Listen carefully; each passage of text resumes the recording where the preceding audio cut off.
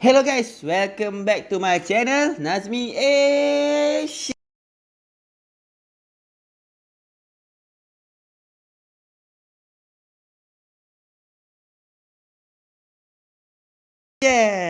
So, hari ni Nazmi nak react satu content creator iaitu nama dia ada Idham. Sebab dia buat content seram. So, kita nak tengok dia punya content macam mana. So, lepas tu kita react Let's go! Ke pagi. Okey, kali ni aku nak ceritakan kisah yang aku dapat daripada seorang teman kita yang ingin namanya dirahsiakan, jadi aku akan panggil dia sebagai Khairul. Dipendekkan cerita, adik Khairul ni mempunyai sebuah patung mainan yang boleh bercakap sendiri, iaitu Talking Tom. Kejadian dikatakan berlaku pada suatu malam di mana Khairul terbangun untuk pergi ke tandas pada pukul 3 pagi. Jadi setelah menyelesaikan hajat beliau keluar dari tandas. Tiba-tiba beliau terdengar seperti ada satu suara telah memanggil-manggil nama beliau dari arah longgokan mainan adiknya. Khairul. Dan beliau mendapati mainan adiknya, iaitu Talking Tom tersebut, sedang mengulang-ulang nama beliau. Oi, kalau aku sendiri tengok 3 pagi, memang aku berlari. Sumpah, seram. Tapi aku aku dengar pun aku seram. Sebab yelah, kau bayangkan lah kan, kita mana tahu kan bunyi-bunyi macam tu kan. Memang takut lah.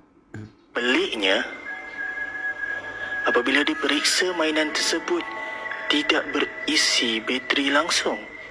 Jadi apa lagi, Khairul pun terus berlari ke arah bilik beliau dan berselimut hingga ke pagi. Menurut Khairul lagi, setelah kejadian tersebut, beliau telah mengalami demam panas selama 2 hari. Dan bapa beliau telah membuat keputusan untuk membuang sahaja mainan tersebut. Apa pendapat? Tapi bagi aku, perlulah bapak dia buang mainan tu. Yelah, kau bayangkan lah mainan macam tu pukul 3 pagi kau berdengar suara orang panggil kau. Tak kau berlari kau dengar. Kalau aku pun berlari. Baik buang lah. Sebab kalau setahu aku lah kan, lagi bagi orang Islam, kita tak boleh nak simpan-simpan patung ke apa semua tau. Maksud aku bukan tak boleh, macam tak di macam kata, sebab patung ni kan, dia ada kisah-kisah dia tau. Kenapa kan kita tak boleh simpan patung dalam rumah, kita pun tak boleh simpan gambar hidup dalam rumah. Banyaklah sebab benda-benda. Tapi aku nak cakap pun, aku pernah dengar sahajalah orang bercerita tentang jangan kita bawa patung dalam rumah ke apa, sebab malaikat tak boleh masuk ke apa. Itu aku tak pasti lah hadis betul ke tak betul ke, aku tak tahu. Tapi aku pernah dengar lah orang kata.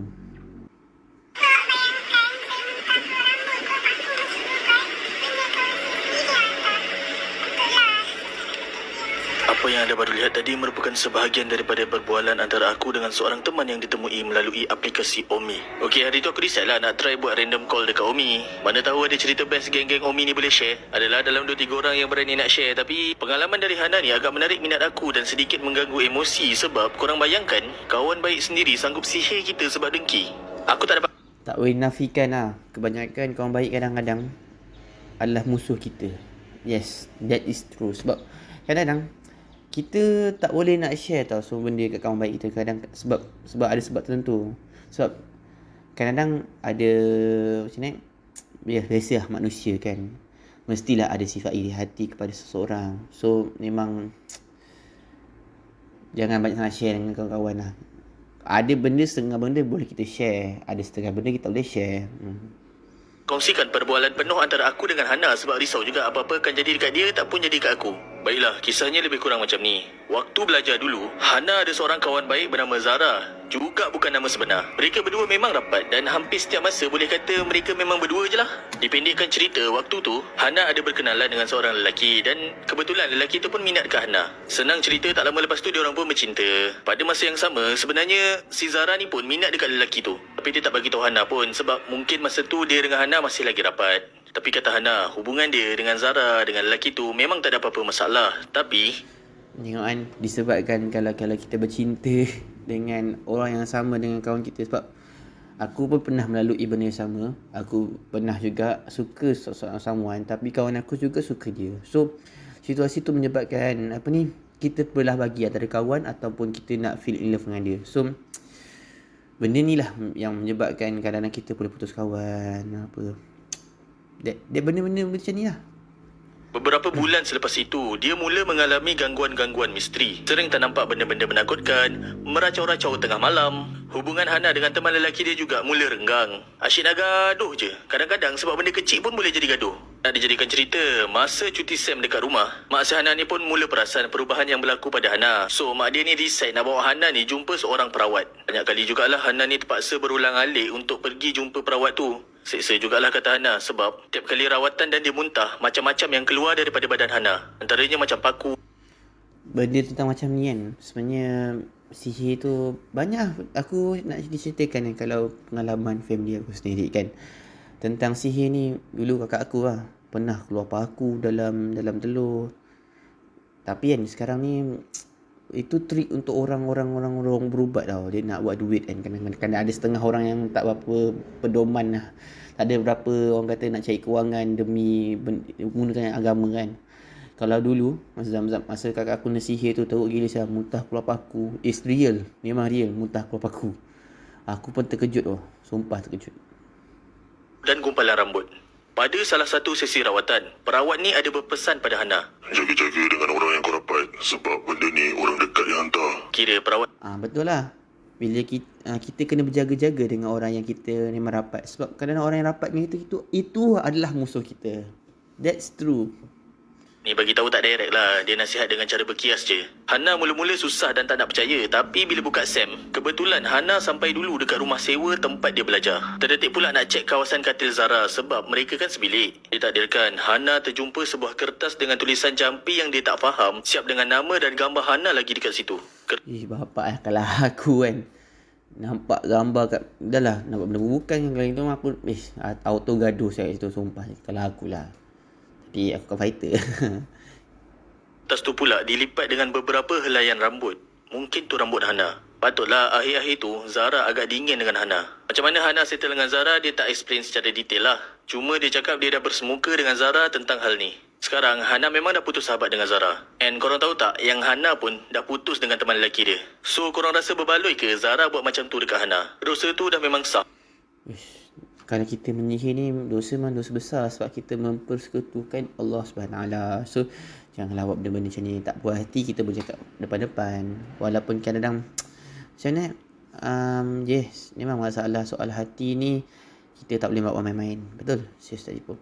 Tapi kalau tentang perkara macam ni kan, baik jujur je lah. Kalau kau suka kat dia, bagi tahu je. Setengah orang boleh faham, setengah orang tak boleh faham. So jujur je lah. Putus kawan sebab lelaki. Kawan baik kot, sampaikan hati dia. Benar atau tidak kisah ini, korang nilailah sendiri. Yang penting kita ambil iktibar dengan kisah yang dikongsikan. By the way, kalau korang random call dekat Umi, try lah tanya pengalaman seram, tak pun cerita-cerita lain. Takkan asyik nak pick up line je. Bayangkan 10 tahun hilang, rupanya mayat dia belakang peti sejuk tempat dia bekerja je. Larry Eli Murillo yang pada ketika itu berusia 25 tahun dilaporkan hilang oleh kedua ibu bapanya pada November 2009 di Council Bluffs, Iowa, Amerika Syarikat. Pada ketika itu, Larry bekerja di sebuah pasar raya bernama No Frills dan kali terakhir orang tuanya melihatnya adalah pada 28 November 2009. Oleh sebab maklumat yang sedikit dan mangsa pun tidak dijumpai, kes Larry ni senyap macam tu je. Namun setelah 10 tahun kehilangannya dilaporkan, misteri kehilangan Larry akhirnya terungkai. Mayatnya telah ditemui di belakang peti sejuk beku besar. Papa 10 tahun mayat ni baru ditemui mak. Seram aku. Tempat dia bekerja dahulu. Okey, pasar raya No Frills ni dah tutup sejak 2016 lagi. So selama hampir 4 tahun tempat ni memang dah terbiar bersama mayat Larry. Tapi pada Januari 2019, apabila sekumpulan kontraktor telah diarahkan untuk mengalihkan peti sejuk beku yang ada di situ, mereka telah menjumpai mayat seorang lelaki yang telah reput di belakang peti sejuk tersebut. Ruang belakang peti itu dikatakan mempunyai jarak 18 inci sahaja antara dinding dengan peti itu. Mayat yang telah ditemui itu kemudian telah dikenal pasti sebagai Larry yang telah hilang sejak 10 tahun yang lalu berdasarkan sampel DNA dan pakaian yang ada. Menurut pihak berkuasa, ada kemungkinan yang Larry pergi ke pasar raya tempat dia bekerja tu lepas dia lari daripada rumah dan panjat atas peti sejuk tu untuk berehat, tapi telah terjatuh ke belakang peti tu dan terperangkap di situ.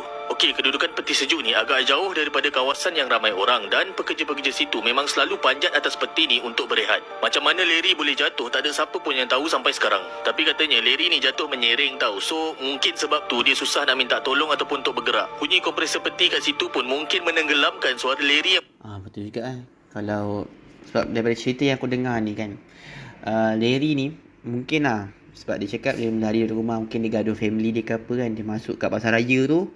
Lepas tu aku tak faham kenapa dia naik atas peti sejuk tu dan terjatuh kat peti sejuk. Aku tak faham sebab apa. Mungkin masa tu tak ada tempat nak berteduh dan mungkin dia curi makanan dalam market dalam pasar raya tu kan. Mungkin sebab tu. Tapi 10 tahun lama sangat, sumpah lama gila 10 tahun. Lepas tu baru jumpa mayat dia. Sadis gila cerita.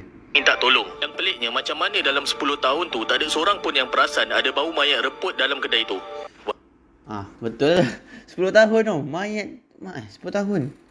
Bayangkan tak ada orang kesan dia langsung. Tak detect bau busuk langsung. Pelik. Sumpah pelik. So sampai di sinilah sajalah kita punya reaction. So korang request siapa-siapa tokers yang boleh aku reaction. So untuk next content, okay lah. Bye.